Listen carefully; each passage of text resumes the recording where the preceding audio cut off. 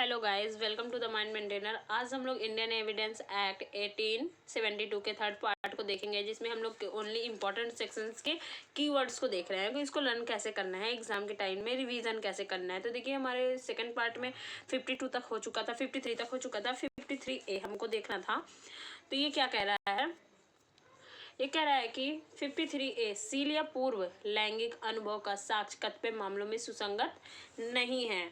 क्या कह रहा है कि एविडेंस ऑफ कैरेक्टर और previous sexual experience not relevant in certain cases.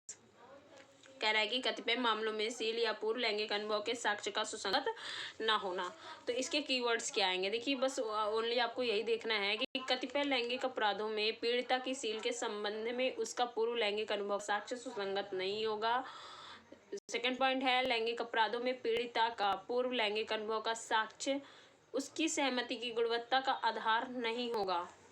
फिर देखिए 54 है, क्या कह रहा है? उत्तर में होने के सिवाय पूर्वतन बुरा सील सुसंगत नहीं है, यानी कि अभियुक्त के बुरे सील का साक्ष्य विसंगत होगा। यदि अभियुक्त अच्छे सील का साक्ष्य देता है तो ऐसी दशा में उसके बुरे सील का साक्ष्य सुसंगत होगा। फिर कह रहा है कि जहां किसी व्यक्ति का बुरा सील स्वयं विवादक तथ्य है, वहां उन मामलों में यह धारा लागू नहीं होगी। पूर्व दोष सिद्धि व बुरे सील के साक्ष्य के रूप में सुसंगत है।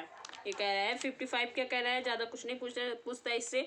नुकसानी पर प्रभाव डालने वाला सील है। फिर आते हैं पार्ट 2 में, जो दिया हुआ है ऑन प्रूफ।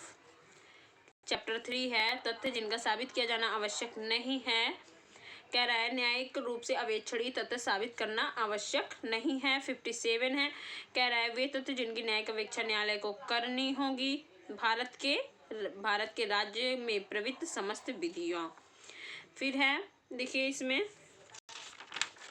58 कह रहा है स्वीकृत तथ्य को साबित करना आवश्यक नहीं है कि जो स्वीकृत है उन्हें आवश्यकता नहीं है साबित करने की। फिर आता है 59, चैप्टर 4 है मौखिक साक्ष्य के विषय में। ये कह रहा है कि मौखिक साक्ष्य द्वारा तथ्यों का साबित किया जाना, दस्तावेजों या इलेक्ट्रॉनिक अभिलेखों की अंतर वस्तु के अतिरिक्त सभी तथ्य मौखिक साक्ष्य द्वारा साबित किए जा सकेंगे।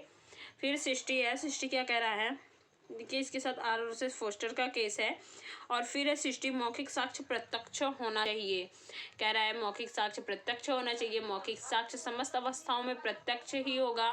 नेक्स्ट पॉइंट है अनुश्रुत साक्ष्य हेरेसी एविडेंस कतिपय अपराधों को छोड़कर साक्ष्य में ग्राह्य नहीं होगा तथा रिजिस्ट्राय स्वीकृति मृत्युकालिक कथन।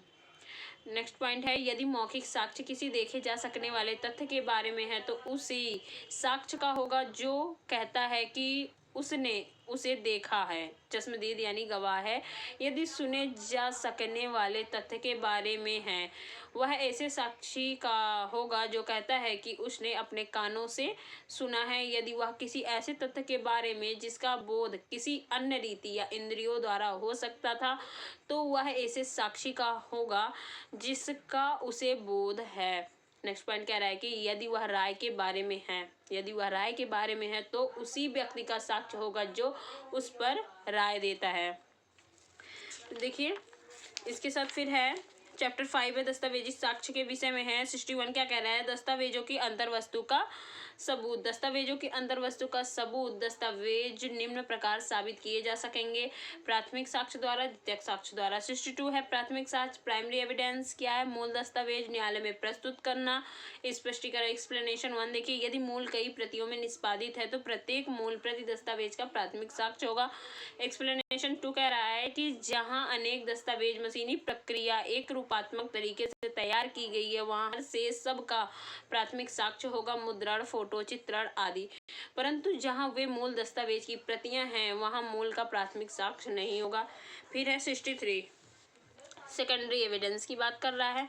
कह रहा है कि द्वितीयक साक्ष्य 63 है कि सेक्शन 73 साक्ष्य अधिनियम के अंतर्गत प्रदान की गई प्रमाणित प्रतियां सर्टिफाइड कॉपीज मूल से यांत्रिक प्रक्रियाओं द्वारा बनाई गई प्रतियों तथा प्रतियों से तुलना की गई प्रतिलिपियां, मूल से बनाई गई या तुलना की गई प्रतियां, वे दस्तावेज जिन्हें पक्षकारों ने हस्ताक्षरित नहीं किया है। नेक्स्ट पॉइंट है जिस व्यक्ति ने मूल दस्तावेज को पढ़ा है उसके द्वारा दिया गया मौखिक वृत्तांत। सेक्शन 65A है। क्या कह रहा है? 60, देखिए इसमें एक है 63 द्वितीयक सेकेंडरी एविडेंस हुआ। 64 है दस्तावेजों का प्राथमिक साक्ष्य द्वारा साबित किया जाना। फिर 65 है। 65 कह रहा है अवस्थाएं जिनमें दस्तावेज के संबंध में द्वितीयक साक्ष्य दिया जा सकता है। क्या क्या अवस्थाएं हैं? फिर 65A है इलेक्ट्रॉनिक अभिलेखों से संबंधित साक्ष्य के बारे में विशेष प्रावधान।